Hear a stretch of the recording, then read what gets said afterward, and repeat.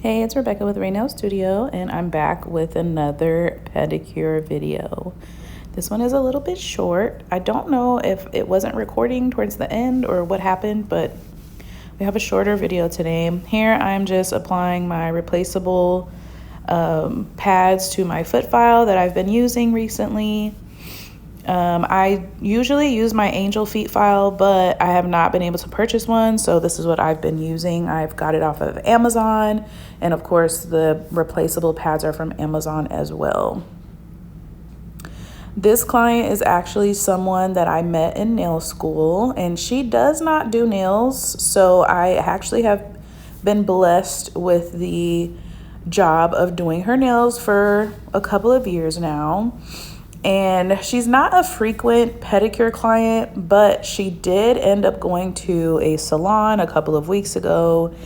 And of course, her results were not what she wanted. So we are going to go in here and get everything cleaned up and make sure that her toenails grow the way they're supposed to.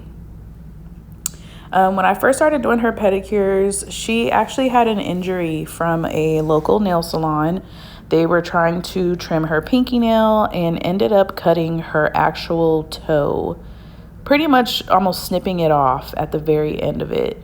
So we haven't been able to do as many pedicures as we would like, but she does have a little bit of trauma when it comes to pedicures. So I make sure to be extra gentle.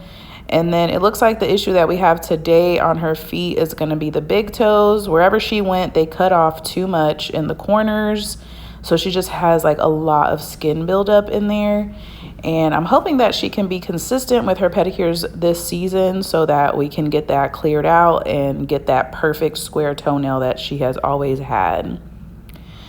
So we'll just get into our steps. If this is your first time watching this video, I am a meticulous manicurist student, and I have been doing pedicures under that scope since 2021. And it was the best investment I made because I've grown my clientele and obviously become more proficient, I guess, with my pedicure service. So I generally start with the callus treatment, which if the client does have calluses, I will apply the callus remover. But it's really important to know the difference between dry skin and a callus, because the callus remover can burn your client's skin. So just be really careful. Make sure that you're wearing gloves when you are using that particular product. Now, my next step is going to be just pushing back the cuticles after applying cuticle softener. And this is pretty much just pushing back some dead skin and any buildup that is on the nail plate. Once I do that step, I'm going to run my, I guess you can call it a curette or an excavator. I don't really know what the proper term is for this particular tool, but I just run that underneath the toenail to make sure there's nothing that could block my nippers from trimming the nail. This is really important because if a client has live skin that you can't really tell from on top of the toenail, then you can cut them, causing injury. You know, you just want to be really careful. So I do that step every time. And then once I do that, I will go in with my nippers and trim the toenails. I've never used a toenail clipper because I don't feel like they are the right shape to trim toenails the right way. Not every client gets their toenails trimmed the same way. And I feel like that is a huge misconception when it comes to pedicures. You have to trim the client's toenails in the way that it grows. So I always make sure I use my nippers. And then of course, I'm going to go in with shaping. And then I'm going to go in with my buffer to get rid of more of whatever is on top of the nail plate and any loose or dry skin that's on the toenails. Once I do that, if I have the callus treatment on, I'm going to pretty much dry the foot with my towel, make sure all of that excess moisture is off of the foot in order to avoid my foot file from getting too compacted with moisture or product, and to also make sure it doesn't slide around. You want to make sure that the foot is not soaking wet or too moist. That's going to be the most effective way to get a smooth heel and a smooth callus.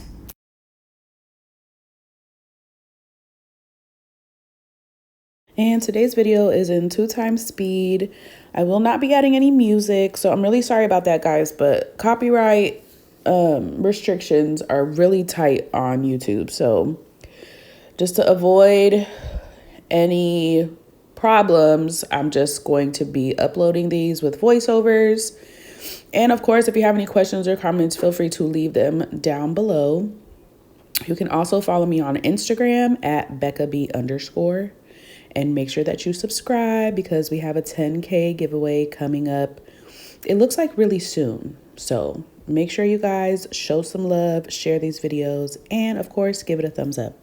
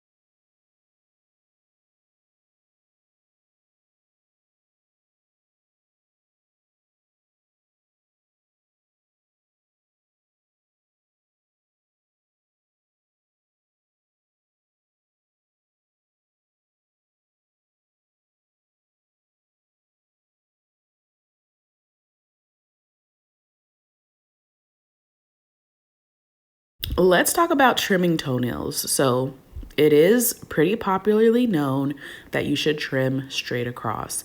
That is really not true in every scenario, but you could see here on this big toe, you never want to trim diagonally into the nail bed.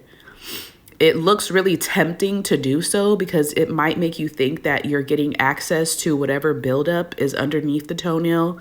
But in fact, you're actually causing a lot more problems in the future when it comes to that toenail. When you trim a toenail in this way, what will happen is your body will start to think it has to protect your nail bed. And you will start to develop an overgrowth of skin buildup in that area, which is what the discomfort is when people are saying, I have an ingrown. No, you just haven't had your toenail properly cleaned and trimmed. Unfortunately, in this case, it was done on both big toes. So what I generally tell my clients in this situation is, one, please be consistent with your appointments, at least until we get that toenail grown out completely. And also, if you do start to feel discomfort between your appointments, do not try to alleviate the pressure yourself. What you want to do is you want to get some warm water and either some Epsom salt, or you can even do ACV sometimes, but you want to soak your foot for at least 10 minutes. And you always want to do that when you start to feel that discomfort when you have a pedicurist, because what you don't want to do is, dig too far underneath your toenail or injure yourself. Your pedicurist really needs to see what the progress of your toenail looks like. So in between your appointments, just do the foot soak.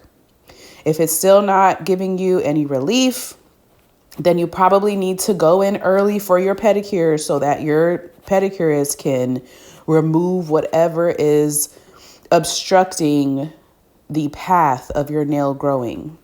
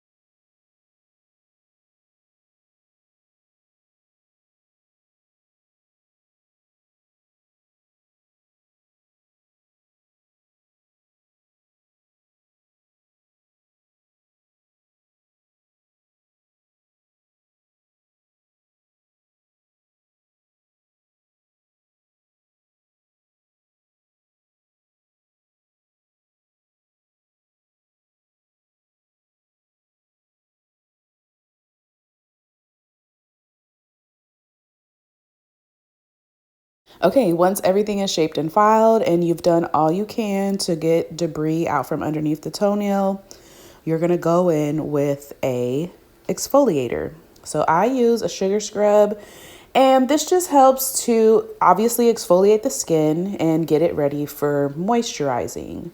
I love doing this step, especially on the toenails, because it does help get rid of any skin that's left behind and just help smooth out the area.